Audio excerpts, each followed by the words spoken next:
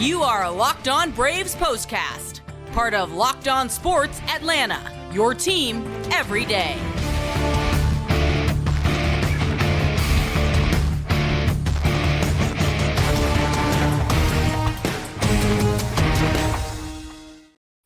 And hello and welcome to the Braves POSTCAST, part of Locked On Sports Atlanta. Grant McAuley, Jake Mastroianni with you after what was a very good day at the park for the Braves. 9-3, the final score with the Boston Red Sox, a team that came to town playing some of its best baseball of the season. But the Red Sox rolled in and just happened to be running into the best team in the National League, as it turns out. The Braves continued to show reasons why they are, in fact, that team. Scoring early, scoring often, getting a good start from Charlie Morton. Everything added up to a 9-3 victory. We're going to talk about it all here on the Braves POSTCAST. As always, make sure you subscribe to Locked On Sports Atlanta right here on YouTube. Make sure you subscribe to Locked On Braves wherever you get your podcasts. And we have a lot to get to. So without further ado, Jake, it was a tough and fun weekend series against an up-and-coming Baltimore Orioles team. The Braves take 2 out of 3 there. The schedule wasn't going to get much kinder with a team that had been playing really, really well over the past few weeks in the Boston Red Sox coming to town. And it looks like the Braves haven't really had a big problem with interleague play so far this year.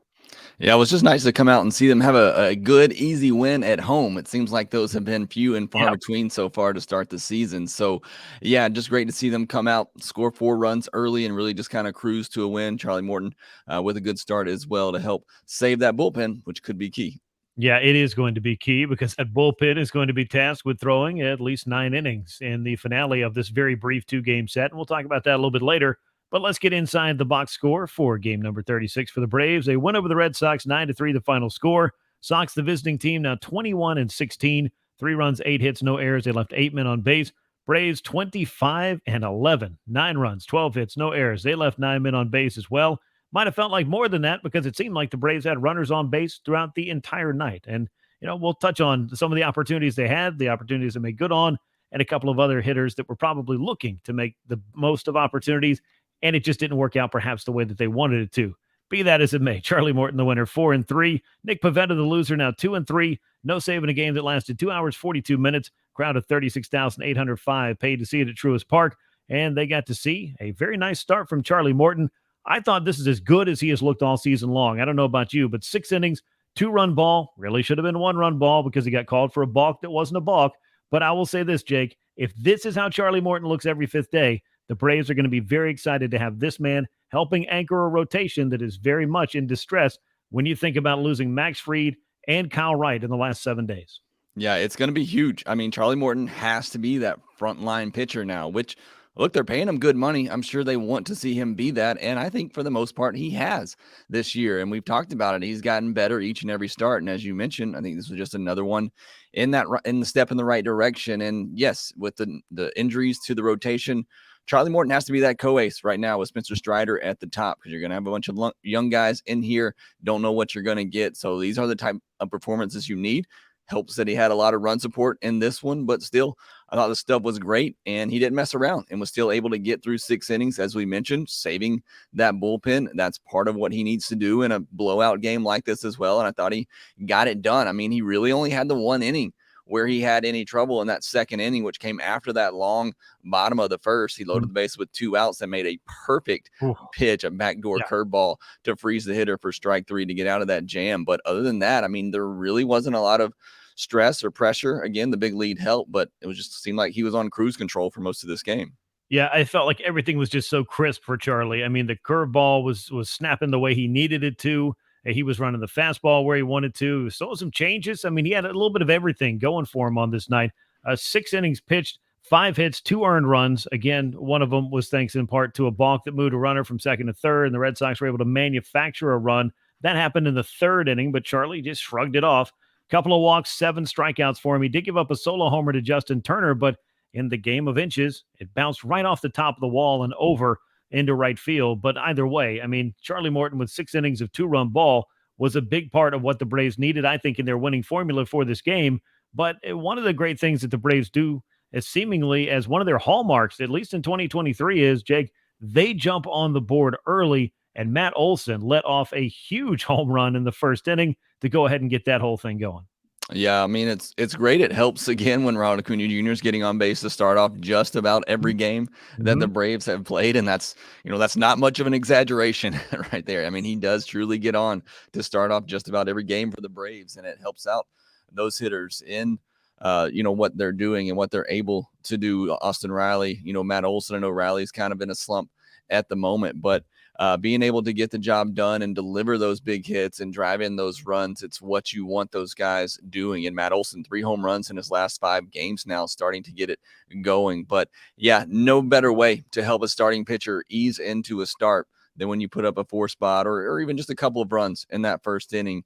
Really gives that starting pitcher a lot of confidence. The Braves have done that better than anyone in baseball this year. Yeah, they really have. They stake that pitcher to a lead, and they look to add to that lead. Some nights that works out better than others. This was one of those nights where it really worked out. We'll talk about some of the guys that were helping out with Matt Olson as far as that run scoring was concerned. He didn't do it all by himself, though he did have himself quite a good night. But I need to tell you about our friends over at FanDuel because they have something really great going on right now. We may be focused on the early portion of baseball, but it's all coming down to the end of the line for the NBA season. And right now, you can make a fast break to FanDuel during the NBA playoffs, and new customers get a no-sweat first bet up to $1,000. That's $1,000 back in bonus bets if your first bet doesn't win. Best parts about FanDuel, I think, great promotions. You'll find them every day. Safe and secure app, and you also get paid instantly as well. There's no better place to bet all the playoff action than America's #1 sports book. Visit FanDuel.com/lockedon. Get a no-sweat first bet up to $1,000. That's FanDuel.com/lockedon. FanDuel is the official sports betting partner of the NBA. As we look inside what the Braves did so well, and their offense in particular was really clicking on this night, you got Matt Olson, 1 for 2, the big 2-run homer. He drew 3 walks on top of that, Jake. So Matt really had himself a nice night of both getting on base and circling the bases as he needed to. Scored a couple of runs in this one, but I'm going to talk to my buddies and see if we can't get a shirt that has something to do with maybe Bash Brothers East or some such thing, because Sean Murphy has also come over from Oakland, and he is having himself an MVP caliber start to the year. 3 more hits, a double, 4 more runs knocked in. I believe he's up among the major league leaders in RBI, and I think he's a National League leader in RBI, of course, pending all the outcomes of the action on Tuesday night. But either way, this guy is red hot. He was player of the week last week, Jake. I think he might be player of the week again this week if he keeps this up. Yeah, it's truly incredible. I don't know if the Braves are going to have enough games this week for him to get up there, but if he keeps getting 4 RBI a game this week, then yeah, he just might. And I love the one he had late in the game. It's a fastball way up above the zone, and he's able to get to that pitch and drive it to the wall in left center. And then Ron Washington with the aggressive wave of Matt Olson. I don't think Matt Olson thought he was getting sent home there, but Ron Washington doesn't play around over there at third base. He sent him. Murphy gets that extra run batted in there, but it's truly incredible. 3 more hard hit balls tonight, a 1076 OPS on the year. And oh, by the way, batting 299 now. He's pushing a 300 average. I mean, it's amazing what he's doing right now. And you can't take him out of the lineup. I know Travis d'Arnaud's back, and he's going to get his bats and opportunities at catcher, but Sean Murphy has to be in there every day right now because his bat is so hot. He really does. I mean, he is the guy in the middle of the order helping to drive this Braves offense. I know Ronald Acuna Jr. again in this game, and we've talked about Ronald all season long. I think he is the MVP front runner. But if there is a guy running second or anywhere close to what Ronald has done in the first, 6 weeks of the season, it's got to be Sean Murphy, doesn't it? Because he has just been the driving force in the middle of the Braves lineup, whereas Ronald's the guy that gets everything started. He did it again tonight, 2 for 4, a walk, scored 3 runs. His on-base streak might have ended on Sunday, but he's maybe starting a new one here with 3 times on base here in this one. And speaking of which, Orlando Arcia. Jake, you and I haven't gotten to talk about the return of Orlando, but he played a pivotal role in that extra inning marathon win on Sunday. He's back at it with 3 more hits, a double, had an RBI taken away from him by an overzealous fan grabbing a ball down the left field line. But either way, you look at the swings that Orlando Arcia is taking, it doesn't look like he missed any time. Yeah, I mean, you know how hot of a start he got out to. He wanted to get back out there as soon as possible to try to pick up that momentum, and it looks like he has. But for me, it's almost like what he's doing offensively is just a bonus because I love what he's doing defensively, just making plays out there and making it look smooth. I mean, I'm not here to rag on Vaughn Grissom and have that discussion, but you can see a big difference in just the 100%. experience that Orlando Arcia has and just the confidence. You can see him making these plays with a lot of confidence. I mean, again, it's not a comparison. He has over 600, almost 600 more games at the major league level than Vaughn Grissom. He's just an experienced veteran. He knows the plays that he can make, and he's going to make them. And it's just truly great to see. And I think it settles down a lot of things defensively, a lot like last year when Michael Harris moved into center field for the Braves outfield. It really settled down the corner outfield spots defensively as well. I think having Arcia back out there, the defense in the last 2 games has been much improved. So yeah, it's great what he's doing offensively. I hope he keeps that up, but I just love having him out there for his glove right now because it's been spectacular. Yeah, to me, it's not just the glove. I know he makes the plays, and he may not have the most range of any shortstop in baseball, but he's got that arm that makes up for a lot. And I think he has such great instincts. He was picking on runners, trying to get back behind one at third base again today. And we saw him do it to great effect on a play against Baltimore on Sunday. Not that we're postcasting that particular one, but just in a couple of games, we've seen the what I'll call the Orlando Arcia effect. And part of that effect is everything just kind of goes smooth sailing. And that's what you definitely need to see across that infield, and particularly at shortstop. And Arcia has been adding that. Now, the gentleman at the hot corner on this night and every night for the Braves when things are going is Austin Riley. A tough offer, I would say, for him in this one because he had 2 absolute rockets, including one, I believe, with the bases loaded, 111 miles an hour right to Rafael Devers. He popped one out into right field, got robbed of a base hit. I mean, he could easily be sitting here with 3 hits and 4 or 5 RBI on this night, but it just wasn't to be. But Jake, as we've looked at Austin, kind of grinding his way through, trying to make adjustments and hit his way out of this slump, I look at a night like tonight, even though you might open up the box score tomorrow in the paper and say, oh, he was 0 for 4 again. What's wrong with Austin Riley? What I saw on this night told me that things are starting to get right with Austin Riley, and I think that could be happening soon. Yeah, and there's going to be people who just look at the box score and say Austin Riley's slump continues. But if you watch the game, as you said, you can see him making those adjustments. And I think you really started to see those changes in the last week, and the results haven't quite been there, but I do see him making those adjustments. He's doing a much better job of getting to that off-speed pitch down and in and getting under those baseballs and driving them. He had the hardest hit ball of the night. It was that line drive to Rafael Devers at 111.1 miles per hour. So a little bit of a batted ball luck on this night. But again, I think you do see some signs of him starting to come out of this slump. And once he does what he's capable of, and he can go on a hot streak like no other, like we saw last July, one of the best months ever by a Braves player. He's capable of producing that. I know would love to see him obviously be more consistent. Again, he talked about that before the season. He wants to be that type of player. But yeah, I do see good signs. I think you got to, scrap the box score on this night and just look at the at-bats and what he did and take that as an encouraging note going forward. Yeah, I definitely think he should. And he also had a walk in this game. And if you're kind of tracking things that Austin Riley has improved year over year, you might not look at that walk rate column and think, well, that's a big priority. But he is sporting, I believe, his highest walk rate of his career thus far. And I know, 36 games in, we might still be talking about a small-ish sample size. But it's starting to add up to be a trend, I think, that he has been more patient in some of these at-bats. He has taken some of these walks. And as Jake pointed out, when he starts driving these balls, we're going to see a big difference, I think, in the Austin Riley of even 2021, of 2022, of that great hot streak. And hopefully the consistency that he's looking for, he's going to find with an overall approach that allows him to not only get on base, but also to punish baseballs, which he has been known to do quite a bit. Now, there is some unfun news that we have to talk about, and I kind of saved it until we got through the game, which was obviously exactly what the Braves needed. They did not need Max Fried landing on the injured list, but that is what happened on Tuesday morning. A forearm strain for Max. This was backdated to May the 6th, which made me think, okay, well, maybe there's a chance this isn't going to be a really long-term deal, but I do think it's going to be a number of weeks, if not a month, maybe a little bit more. Talking to Max before this game, he said that they did the imaging, everything's structurally sound. He's definitely disappointed, but he felt like the thing to do was to point out the discomfort that he had. It cropped up late in his start against Baltimore on Friday. It was still lingering around on Saturday morning. That's when he told the team, the medical staff for the Braves, and they decided to do a battery of tests. They haven't really set a timetable up, Jake, but let's go ahead and, talk about the fact that the Braves have lost Max Fried not once but twice to the injured list to start the year. They have lost Kyle Wright not once but twice to the injured list to start the year. They are going to be tested in this rotation. You do have Charlie Morton doing what he did tonight. You do have Spencer Strider. Bryce Elder has been everything you could have possibly asked for, but it is going to get interesting trying to cover those other two spots in the rotation for some amount of time. What I would imagine is going to be several weeks, if not a month or more.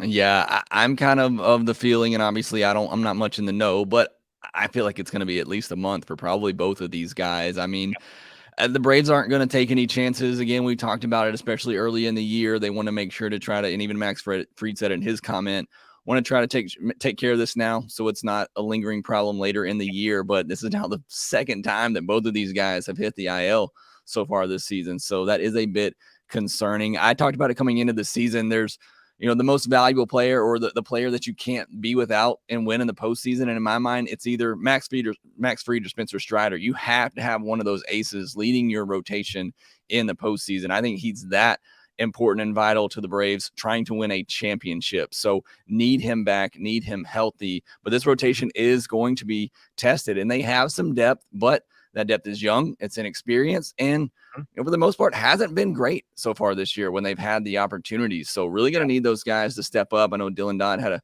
quality start his last time out, but Schuster was rough to start. Soroka's not quite there yet at the AAA level. Right. He's got up 17 hits in his last 2 games, which the guy hasn't pitched for 2.5 years. So you can't have too high of an expectation there. But you've also already lost Ian Anderson for the year. I don't know when Colby Allard's coming back. I mean, this rotation has been hit really hard, but they do have the depth right now, but going to need these young guys to step up. And as I said earlier, going to need Charlie Morton to be that frontline guy that we know he can be.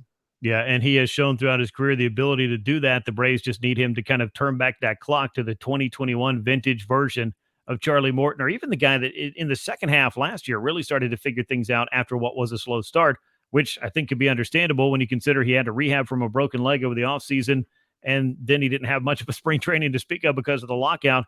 I really thought maybe Charlie would be able to, get things going, and maybe he has been. Maybe we're just, hyper evaluating exactly what Charlie Morton is based on what you'd love for him to be, because the Braves signed him to be one of the co-aces of this staff and to stick around and do the things that he's doing. So hopefully this is a time for him to step up and do it. I did ask Brian Snitker before the game, how important it is to have a Charlie Morton around on the staff when you lose a Max Fried and a Kyle Wright simultaneously.